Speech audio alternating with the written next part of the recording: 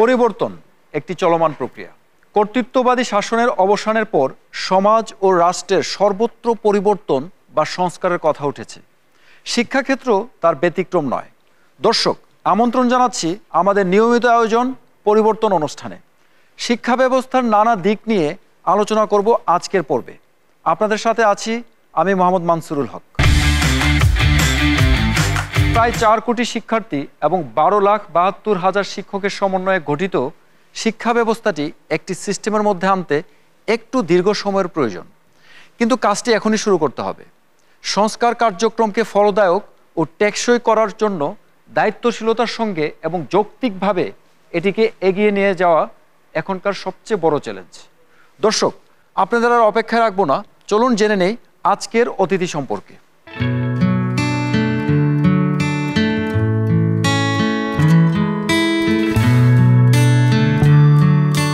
অধ্যাপক ডক্টর নিয়াজ আহমেদ খান, ঢাকা বিশ্ববিদ্যালয়ের 30তম উপাচার্য। সবসময় একাডেমিক বিষয়ে প্রাধান্য পাওয়ায় ঢাকা বিশ্ববিদ্যালয়ের ক্যাম্পাসে রাজনীতি বিমুখ শিক্ষক হিসেবে পরিচিত অধ্যাপক নিয়াজ আহমেদ। অধ্যাপক নিয়াজ আহমেদ খান চট্টগ্রামের লোহাগাড়া উপজেলার বিখ্যাত চুনতি গ্রামের এক সম্ভ্রান্ত মুসলিম পরিবারে জন্মগ্রহণ করেন। পেশাগত জীবনে অধ্যাপক নিয়াজ আহমেদ চট্টগ্রাম বিশ্ববিদ্যালয়ের লোক প্রশাসন বিভাগের অধ্যাপক ছিলেন। 2006 সালে তিনি ঢাকা বিশ্ববিদ্যালয়ের উন্নয়ন অধ্যয়ন বিভাগে অধ্যাপক হিসেবে যোগদান করেন। তিনি কমনওয়েলথ বৃত্তি নিয়ে যুক্তরাজ্যের ওয়েলস বিশ্ববিদ্যালয় থেকে 1996 সালে পিএইচডি ডিগ্রি অর্জন করেন এবং পরবর্তী সময়ে অক্সফোর্ড বিশ্ববিদ্যালয়, সোয়ানসি বিশ্ববিদ্যালয় ও এশিয়ান ইউনিভার্সিটি অব টেকনোলজিতে পোস্ট ডক্টরাল গবেষণা সম্পাদন করেন। মঞ্চে আমন্ত্রণ জানাচ্ছি ঢাকা বিশ্ববিদ্যালয়ের উপাচার্য অধ্যাপক ডক্টর নিয়াজ আহমদ স্যারকে। স্যার, আপনাকে আমাদের অনুষ্ঠানে স্বাগত। খুব খুশি হলাম, thank you very much. Sir, আজ আমরা এই পর্বে শিক্ষা ব্যবস্থার নানান দিক নিয়ে আলোচনা করব। তার আগে জানতে চাই, ঢাকা বিশ্ববিদ্যালয়ে কিভাবে উন্নয়ন করতে চান এবং কি কি পরিবর্তন আনতে চান? প্রথমত আমরা যেটা বিশ্বাস করি সেটি হচ্ছে ঢাকা বিশ্ববিদ্যালয় সর্বজনতার বিশ্ববিদ্যালয়। আমরা সবাইকে নিয়ে যাই করতে চাই, সবাইকে নিয়েই করতে চাই। আমাদের প্রথম প্রায়োরিটি এখন গবেষণাকে আর শক্তিশালী করা। আমরা প্রাথমিক যে ছাত্র জনতার গণ অভ্যুত্থানের পরে একাডেমিক কার্যক্রম শুরু করার যে বিষয়টা ছিল, সেই চ্যালেঞ্জ মোটামুটি আমরা অতিক্রম করতে পেরেছি। এখন গবেষণা কার্যক্রমকে আর কি সংহত করা এবং এর সাথে সাথে আমরা বিশ্ববিদ্যালয় ব্যাপী ইনফ্রাস্ট্রাকচারাল অবকাঠামোগত উন্নয়ন যদি করতে পারি, সেটি আমাদের একটি প্রধান বিবেচ্য। আমরা দেখেছি মুক্তিযুদ্ধ থেকে শুরু করে আজকে পর্যন্ত যত আন্দোলন সংগ্রাম হয়েছে সেখানে ঢাকা বিশ্ববিদ্যালয়ের ছাত্রছাত্রীরাই নেতৃত্ব দিয়েছেন। তো আমরা সম্প্রতি দেখেছি জুলাই অভ্যুত্থানেও ঢাকা বিশ্ববিদ্যালয় একটি অগ্রণী ভূমিকা পালন করেছে। ছাত্র শিক্ষক সম্পর্কটা উন্নয়ন করার জন্য কি পরিবর্তন আনতে চান? যেটি আপনি একদম ঠিক বলেছেন যে ঢাকা বিশ্ববিদ্যালয়ের তো সামাজিক এবং রাজনৈতিক একটা বড় ভূমিকা থাকে। আমাদের ছাত্র জনতার গণ অভ্যুত্থানেরও ঢাকা বিশ্ববিদ্যালয় ছিল সূতিকাগার। তবে এই প্রক্রিয়ার মধ্যে দিয়ে যেটি হয়েছে যে ছাত্র শিক্ষক উভয় তরফেরই একটা বড় মাপের মানসিক এবং শারীরিক ট্রমার মধ্যে দিয়ে তারা গেছেন। অনেক ক্ষেত্রে দ্বান্দ্বিক সম্পর্ক তৈরি হয়েছে এবং সেটি মোকাবেলা করবার জন্য এখন আমরা যেটি চেষ্টা করছি যে আমরা উভয় পক্ষের সাথেই কথা বলছি। আমরা কোনো ক্ষেত্রে যেসব জায়গায় জটিলতার মাত্রা বেশি ছিল আমরা সত্যানুসন্ধান কমিটি করে দিয়েছি এবং ছাত্রদের সাথে শিক্ষকদের সাথে উভয় পর্যায়ে আমরা নিয়মিত যোগাযোগ রাখছি। আমরা ওপেন ডোর পলিসি এখন চালু করেছি। যে কোনো কেউ উপাচার্য পর্যন্ত আসতে পারেন, কথা বলতে পারেন। আমরা আশা করছি যে এই উত্তেজনা ধীরে ধীরে কথা বলার মাধ্যমে ধীরে ধীরে কমে আসবে এবং যেসব জায়গাতে অবিচার হয়েছে, গুরুতর যেসব অপরাধের বিষয় যদি থাকে তার তো নিয়ম অনুযায়ী নিশ্চয়ই বিচার হবে। কিন্তু আমরা যেটা আশা করছি যে একাডেমিক কার্যক্রম যদি চলতে থাকে এবং যেটি এখন আমরা সফল হয়েছি এবং আমরা অভিভাবকদেরকে নিয়ে, অংশীজনদেরকে নিয়ে এই পরিবেশ যদি আমরা ঠিক রাখতে পারি তাহলে ধীরে ধীরে এই দ্বন্দ্ব কমে আসবে। শিক্ষা ব্যবস্থা স্বাভাবিক পর্যায়ে আসার জন্য পরিবেশটা কি ঠিক হয়েছে? মানে ক্লাসের পরিবেশ, ছাত্র শিক্ষক সম্পর্ক সবকিছু মিলিয়ে। প্রথমত আমরা তো একটা বড় চ্যালেঞ্জ আমাদের ছিল, একাডেমিক কার্যক্রম সম্পূর্ণ বন্ধ হয়ে গিয়েছিল। আমরা অগাস্ট মাসের শেষের দিকে দায়িত্ব নিলাম এবং মোটামুটি 1.5 মাসের মধ্যে আমরা একাডেমিক কার্যক্রম শুরু করতে পেরেছিলাম। এখন পর্যন্ত অক্ষুণ্ণ আছে। হলগুলোতেও মোটামুটি ন্যায্যতার ভিত্তিতে এখন সিট বরাদ্দ থেকে আরম্ভ করে গণরুমের সংস্কৃতি বন্ধ হয়েছে। তো সেই হিসাবে মোটামুটি একটা স্থিতি অবস্থা, শান্ত অবস্থা বিরাজমান আছে। দ্বন্দ্ব এখনো আছে কিছু, এবং সেই জন্যই বলছি যে খুব পরিমাণ এখন কম, কিন্তু এখনও ছাত্র শিক্ষক কোনো ক্ষেত্রে কোনো বিভাগে দ্বন্দ্ব আছে। 17টি বিভাগে এই জটিলতা ছিল, সেটি কমতে কমতে এখন 2টি বা 3টি বিভাগে এসে থেকেছে। আমরা নিয়মিত যোগাযোগ রাখছি, এবং এগুলোর তো আসলে রাতারাতি সমাধান নেই। কথাবার্তা বলে একটা নির্দিষ্ট আইনি প্রক্রিয়ার মধ্যে দিয়ে ধীরে ধীরে দ্বন্দ্ব সমাধান হবে। তবে আমি এখনও মনে করি যে বিশ্ববিদ্যালয় যদি সংহত থাকে, একাডেমিক কার্যক্রম চালু থাকে, সেটি নিজেই দ্বন্দ্ব নিরসনে একটি ভূমিকা পালন করবে, এবং আমরা অভিভাবকদেরকে খুব পাশে পেতে চাই এই বিষয়ে। জি, আপনার আরো কথা শুনবো, তার আগে স্ক্রিনে একজন শিক্ষাবিদের বক্তব্য শুনে আসি। আমাদের শিক্ষা ব্যবস্থায় যে গত 17 বছরে যে ধস নেমেছে, তার অন্যতম কারণ হলো আপনি দেখবেন যে সমস্ত মেকানিজম, প্যারেন্টস থেকে শুরু করে বিশ্ববিদ্যালয়, স্কুল, কলেজ এবং আমাদের শিক্ষা পদ্ধতি সব কিছুই ফোকাস করেছে রেজাল্টে।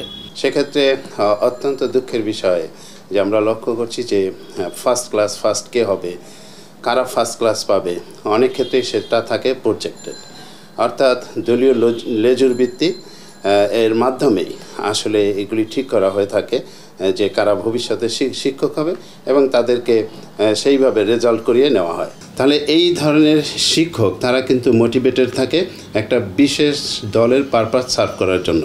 সুতরাং ছাত্রছাত্রী, শিক্ষা, গবেষণা, রাষ্ট্রের উন্নতি, এগুলি তাদের মেধা মননে কোনো কাজ করে না, বরং তারা ফোকাস করে সেই দলের স্বার্থ রক্ষায়, যেই দল তাকে শিক্ষক হওয়ার সুযোগ করে দিয়েছে, যেই দল তাকে বিশ্ববিদ্যালয়ের বিভিন্ন পদে বসিয়েছে। ফলশ্রুতিতে আমরা দেখি যে আমাদের উচ্চশিক্ষা প্রতিষ্ঠানগুলি যদি ওয়ার্ল্ড র্যাঙ্কিংয়ের কথা বলেন, তাহলে আপনি দেখবেন যে 1000-এর মধ্যে আমাদের একটি বিশ্ববিদ্যালয়ও খুঁজে পাওয়া কষ্টকর। ছাত্র রাজনীতি থাকবে, তবে সেটি দলীয় লেজুর ভিত্তিক রাজনীতি নয়। ছাত্ররা রাজনীতি করবে তাদের যে প্রাসঙ্গিক বিষয় নিয়ে। আমরা ওনার অনেক কথা শুনলাম। পাবলিক বিশ্ববিদ্যালয়ের শিক্ষার মান উন্নয়নে করণীয় কি?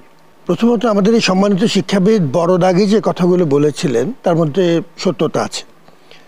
আমাদের অত্যন্ত সংকীর্ণ, দলান্ধ ধরনের রাজনীতির, বিশেষ করে বহিস্থ রাজনীতির যে প্রভাব বিশ্ববিদ্যালয়ের ক্যাম্পাসগুলোতে পড়েছে, সেটি আমাদেরকে ক্ষতি করেছে। আমাদের অনেক মৌলিক প্রতিষ্ঠান এর ফলে ক্ষতিগ্রস্ত হয়েছে, এর কোনো সন্দেহ নেই। এবং আমাদের শিক্ষক নিয়োগ প্রক্রিয়ার মধ্যেও যদিও আমাদের আইন কানুন যা আছে সেটি এখনও মোটামুটি কার্যকর, কিন্তু সেটিকে আমরা যদি রাজনৈতিক কারণে এটিকে যদি আমরা অপব্যবহার করি, তখনই সমস্যাটা দেখা যাচ্ছে।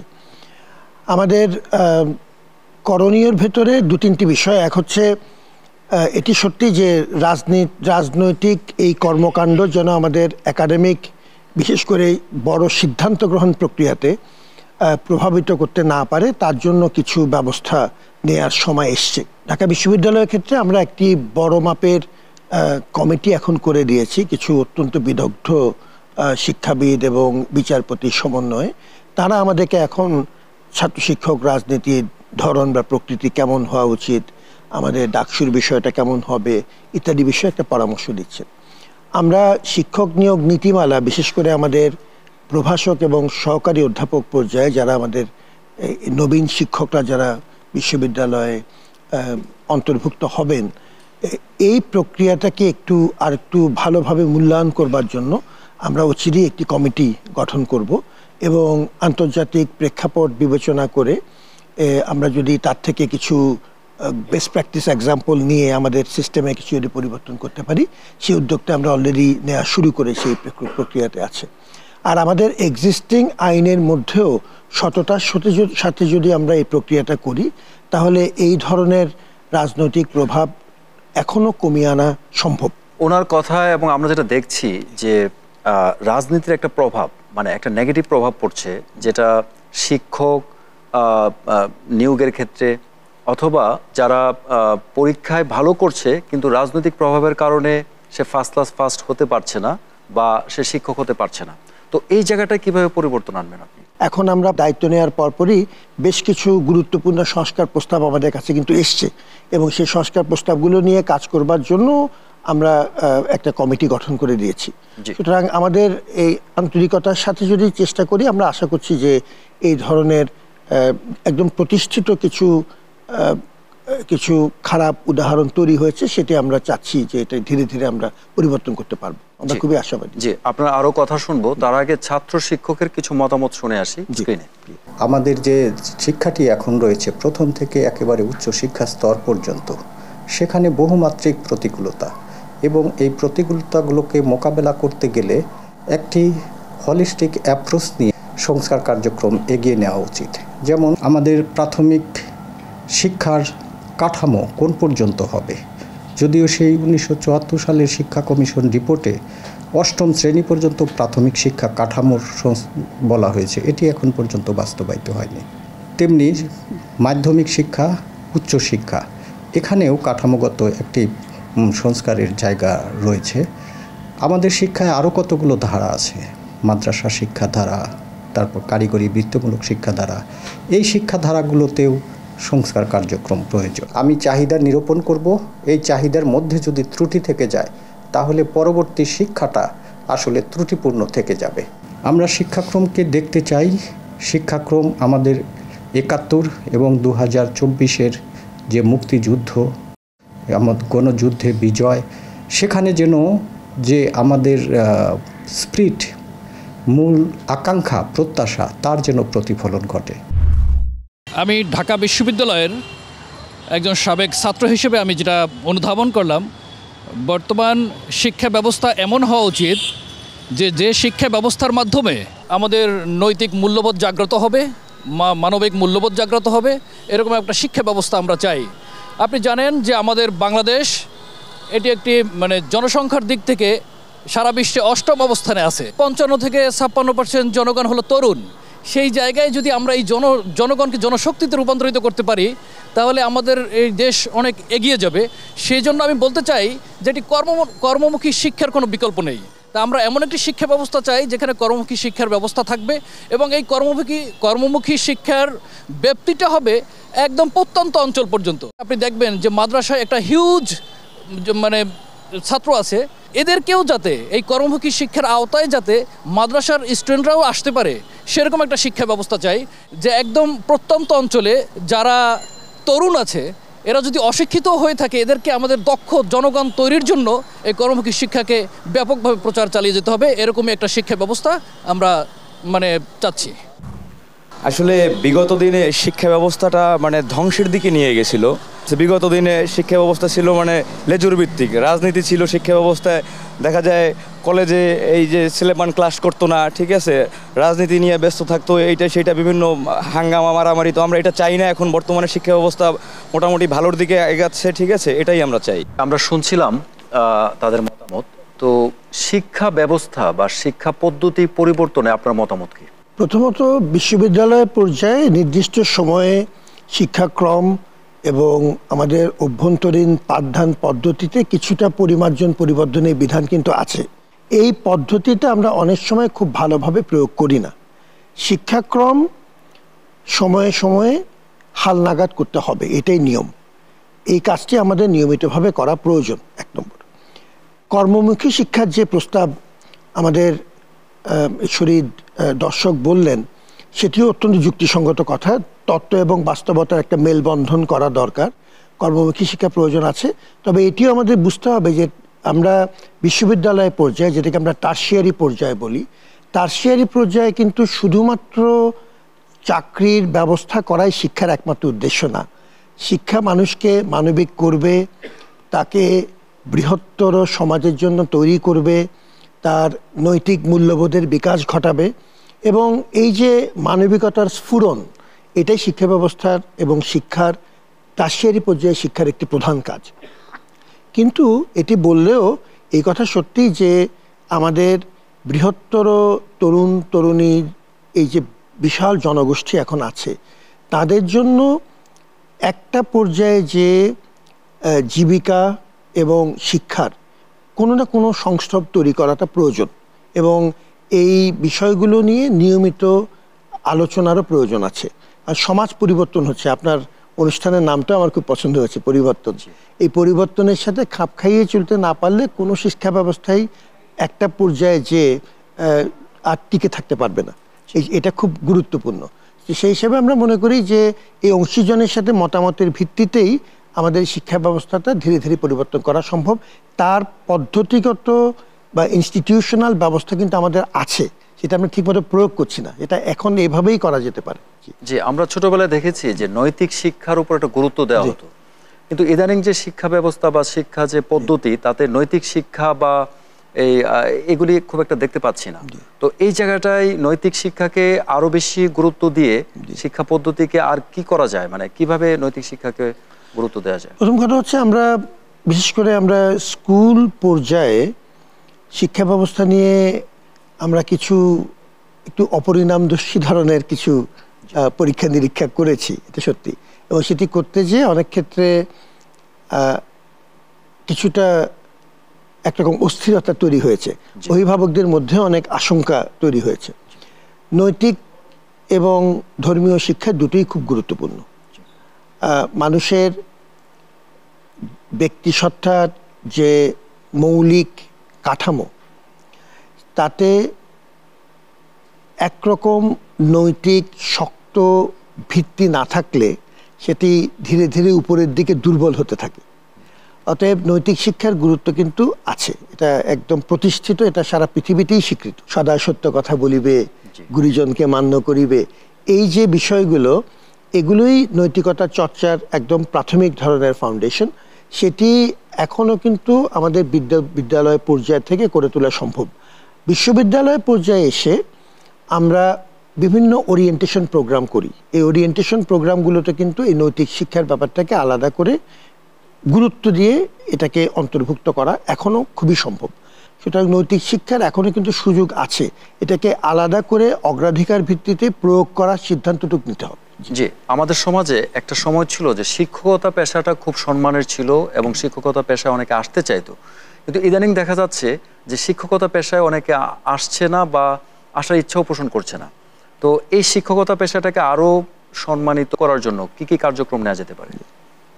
যেটা আপনি একদমই সঠিক কথা বলেছেন যে শিক্ষকতা পেশার আরও অনেক পেশার মতোই শিক্ষকতা পেশারও অনেক ক্ষেত্রে এখন কিছুটা অবমূল্যায়ন হয়েছে। আমাদের বিভাজনের রাজনীতি এবং এই জাতীয় কিছু ক্ষতিকারক প্রভাবের কারণে সমাজের অনেক প্রতিষ্ঠানই খুব কম্প্রোমাইজড হয়েছে, তার মধ্যে শিক্ষকতাও একটি। শিক্ষকদেরকে সমাজের যে মর্যাদা তারা পেতে নিতে হচ্ছে সমাজের গ্রহণযোগ্যতার কারণে, যে অভিভাবক, ছাত্র, শিক্ষার্থী সহ বৃহত্তর সমাজ শিক্ষকদেরকে মর্যাদাটা দিতেন। তাহলে এখন আমাদের প্রথম কথা হচ্ছে আমাদের আত্ম উপলব্ধিও দরকার যে কেন আমাদের মর্যাদাটা কমলো, এটাও একটা বিষয় আছে। আবার উপাস থেকে যদি চিন্তা করি, সমাজেরও বুঝতে হবে যে এই পেশাটি পৃথিবীর মৌলিক এবং সবচাইতে পুরনো পেশাগুলোর একটি। শিক্ষকতা আমাদের সমাজের মৌলিক ভিত্তি তৈরি করবার জন্যই আমাদের ভালো শিক্ষক দরকার। এখনও কিন্তু আমাদের অসাধারণ সব শিক্ষক আছেন, সংখ্যা হয়তো কমে যাচ্ছে, তাদেরকে দেখে অনুপ্রাণিত হওয়ার মতো উদাহরণ কিন্তু আমাদের এখনও আছে। অতএব আমি কিন্তু আশাহত নই। আমাদের বিভিন্ন জটিলতার কারণে কিছুটা ম্রিয়মান হয়েছি পেশা হিসেবে, কিন্তু এখন আমরা পুরোপুরি আশাবাদী। জি স্যার, আপনার কথা আরো শুনবো, তার আগে দর্শক গ্যালারি থেকে দুইজনের মতামত শুনে আসি। আসসালামু আলাইকুম, আমি হাবিবুল্লাহ বাহার ইউনিভার্সিটি কলেজের ভাইস প্রিন্সিপাল মোহাম্মদ সাইফুর রহমান ভূঁইয়া এবং বৈষম্যবিরোধী অনার্স মাস্টার্স শিক্ষক সমিতির সভাপতি।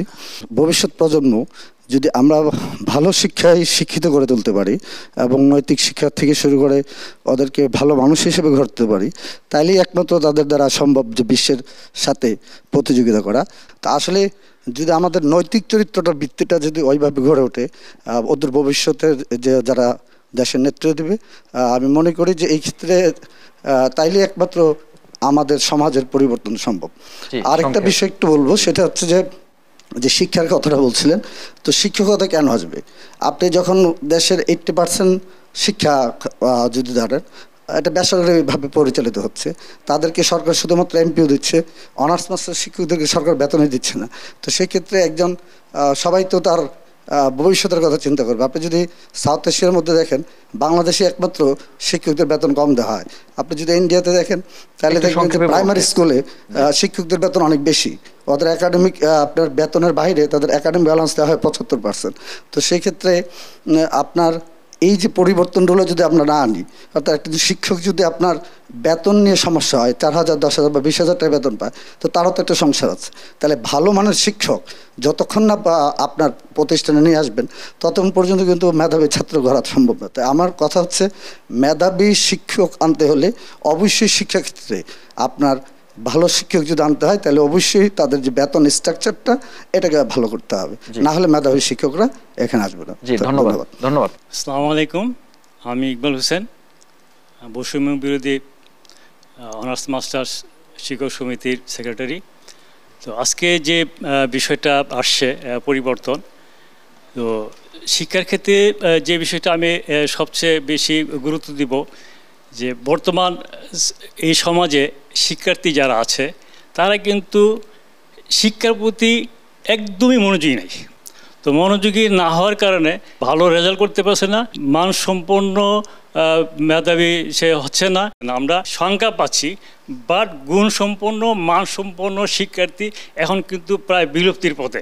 আর যারা শিক্ষা দিচ্ছে, এখানে বৈষম্য বিরোধী অনার্স মাস্টার্সের কথা বলতেছি, এখানে দেখা যাচ্ছে যে শিক্ষক নিয়োগ দিচ্ছে যে যেভাবে হোক, কিন্তু শিক্ষকের যে এক নম্বর অবস্থান যেটা তুলে ধরতে হবে সেটা হচ্ছে তাদের ফিনান্সিয়াল কন্ডিশনটা। এখানে হিউজ পার্থক্য রয়েছে, যেটা স্যার বলছে যে 10,000 টাকা 20,000 টাকা কোনো এই মানের সাথে কোনো অবস্থাতে মানায় না।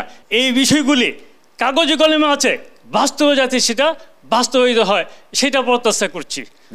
সকলে ধন্যবাদ। জি ধন্যবাদ স্যার। দুইজন দর্শকের কাছ থেকে একটা জিনিস আমরা মিল পেয়েছি, সেটা হচ্ছে বৈষম্য। শিক্ষার নানান ক্ষেত্রে বৈষম্য রয়েছে, বিশৃঙ্খলা রয়েছে। এই জায়গা থেকে কিভাবে আমরা বের হতে পারি? আমাদের দুজন সম্মানিত শিক্ষক যে কথাগুলো বলেছেন এটা নিয়ে আসলে বিতর্কে কোনো সুযোগ নেই। বৈষম্য বিভিন্ন পর্যায়ে আছে। এখন প্রথমত হচ্ছে ছাত্র জনতার গণ অভ্যুত্থানের পরে এই বিষয়ে আমাদের সচেতনতা বেড়েছে, মানুষের মধ্যে তার অধিকার সচেতনতা বেড়েছে, তারা বিভিন্ন দাবি দাবা উপস্থাপন করছেন। এটাও কিন্তু একটা ভালো দিক। এই বৈষম্যটা এর আগে আমরা অতটুকু ফুটিয়েও তুলতে পারিনি, এখন সেটা আলোচনার সামনে এসছে। অতএব ধীরে ধীরে কিন্তু কিছুটা উদ্যোগ নেওয়া হচ্ছে। অনেক প্রতিষ্ঠানই বৈষম্যকে সামনে রেখে কিছু বিশেষ ব্যবস্থা নিয়েছেন। আমার ধারণা যে আমাদের এখনও আইন কানুন যা আছে তাতে বৈষম্য মোকাবেলা করার এই রেমিডিয়াল ব্যবস্থাগুলো আইনের মধ্যেই আছে। এটা হচ্ছে মূলত বাস্তবায়নের অভাব, এবং সেটি জন্য অংশীজনের চাপটা খুব দরকার। অংশীজনদের সার্বক্ষণিক আলোচনা, এ বিষয়ে সচেতনতা, এটা আমাদেরকে ধীরে ধীরে আশা করি সামনের দিকে যাবে। সরকারও কিন্তু বেশ কিছু সংস্কার কমিশন এখন করেছেন। এগুলোর একটা প্রধান লক্ষ্যই থাকবে বৈষম্য দূর করার চেষ্টা করা। জি উপাচার্য মহোদয়, সর্বশেষ একটা প্রশ্ন, ডাকসু নির্বাচনের কি কোনো ব্যবস্থা বা কোনো উদ্যোগ নিয়েছেন? নিয়ে থাকলে কিভাবে বাস্তবায়ন করতে চান? ডাকসু নির্বাচনের ব্যাপারটাকে অগ্রাধিকার ভিত্তিতে দেখতে চাই। আমরা চাই যে একটা প্রাতিষ্ঠানিক কাঠামোর আওতায় ছাত্রদের প্রতিনিধিত্বটা গড়ে উঠুক, এবং ধীরে ধীরে ছাত্ররাই আমাদের সবচেয়ে বড় অংশীজন, তারা যেন ধীরে ধীরে দায়িত্বটা নিতে পারে, এটি আমাদের প্রধান প্রায়োরিটি। এখন এই বিষয়ে আমরা একটা বিশেষ কমিটি করে দিয়েছি, যেটা আমি একটু আগে উল্লেখ করছিলাম, সমাজের দেশবরেণ্য কিছু মানুষের নেতৃত্বে। তারা বিভিন্ন অংশীজনের সাথে কথা বলে আমাদেরকে এই ছাত্র শিক্ষক রাজনীতির রূপ নিয়ে কথা বলবেন, পরামর্শ দেবেন। তার মধ্যে একটা প্রধান পরামর্শের বিষয় হচ্ছে ডাকসু নির্বাচন। আমরা খুবই আন্তরিক এই ব্যাপারে, এবং আমরা চাই যে এটা যত দ্রুত ছাত্রদের কাছে দায়িত্বটা দিতে পারি। আমরা আশা করছি যে কমিটি আমাদেরকে কিছু সুপরামর্শ দেবেন সবার সাথে আলোচনার ভিত্তিতে, এবং আমরা একদম সিস্টেম্যাটিকলি আমাদের সক্রিয় যেসব ক্যাম্পাসের সক্রিয় যেসব রাজনৈতিক সংগঠন আছে এবং শিক্ষকদের ব্যানারদের বিভিন্ন প্রতিষ্ঠান আছেন, তাদের সাথে আমরা এখন সিস্টেম্যাটিকলি আলাপ শুরু করেছি, যাতে এই ডাকসু নির্বাচনকে আমরা কত দ্রুত কার্যকর করতে পারি। জি, আপনারা অনেক মূল্যবান কথা শুনছিলাম। সময় স্বল্পতার জন্য আমাদের অনুষ্ঠান আজ এখানেই শেষ করতে হচ্ছে। অনুষ্ঠানে অংশগ্রহণ করার জন্য আপনাকে অসংখ্য ধন্যবাদ। আপনাকেও ধন্যবাদ, এবং আপনার মাধ্যমে এটিএন বাংলার সমস্ত দর্শকদেরকে ধন্যবাদ। দর্শক, শুনছিলাম ঢাকা বিশ্ববিদ্যালয়ের উপাচার্য মহোদয়ের অনেক মূল্যবান দিক নির্দেশনা এবং ওনার আলোচনা। তো আমরা আশা করব ওনার আলোচনার মাধ্যমে যে দিকগুলো বেরিয়ে এসেছে এগুলি বাস্তবায়ন হবে এবং পরিবর্তিত একটি বাংলাদেশ এবং একটা শিক্ষা ব্যবস্থা আমরা পাবো, যেটা সাধারণ মানুষের জন্য অনেক উপকারে আসবে, সাধারণ ছাত্রছাত্রীরা উপকৃত হবে এবং অভিভাবকরা উপকৃত হবে। সেই আশায় এবং সেই শুভকামনায় আজ অনুষ্ঠান এখানে শেষ করছি। সবাই ভালো থাকবেন, এটিএন বাংলার সঙ্গেই থাকবেন। আল্লাহ হাফেজ।